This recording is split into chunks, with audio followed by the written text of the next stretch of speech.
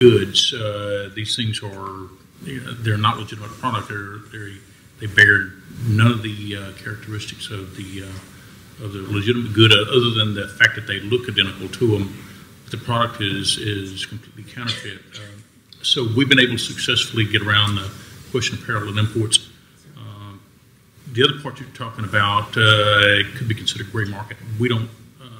There's no criminal prosecution of gray market goods because it's too sticky of an issue. As I talked about a little earlier, if you register your goods with the CBP, with U.S. Customs, you'll get some gray market protection as far as seizures, but that's more of a civil issue than it is a criminal issue. And in my case, I'm concerned with criminal violations. I will say this, because we were talking about this before the meeting today. You know, for the attorneys that represent trademark holders that are not registering or protecting themselves with the gray market goods with CBP, it's a very, very big problem, because a lot of companies, or I shouldn't say a lot, there are companies out there, very big companies, billion-dollar companies, that are not protecting themselves with gray market goods in the U.S. They don't do that sometimes because overseas the distributors make up a little bit of their back end by sending stuff over through different, unlicensed ways into our country. It's a legitimate product, but it's a gray market good. The problem is, if you're going to refer a case to law enforcement and your company that you represent has not protected themselves against gray market goods, you are putting that prosecutor in a very difficult position to prove knowledge.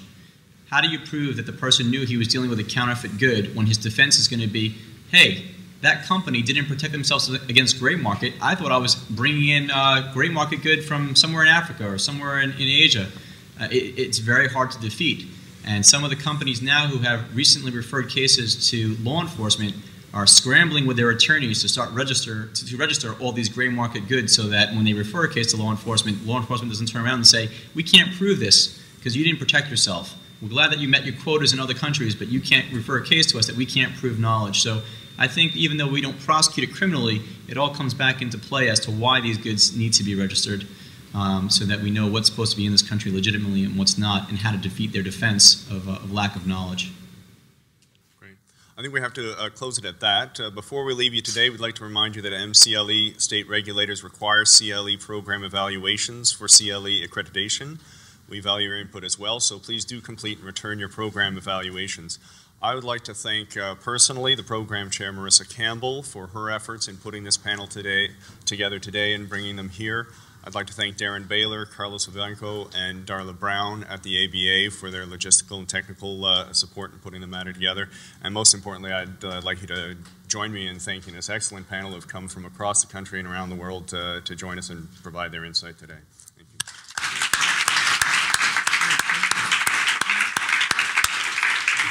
I'm Nicholas McAfee. Thank you for coming.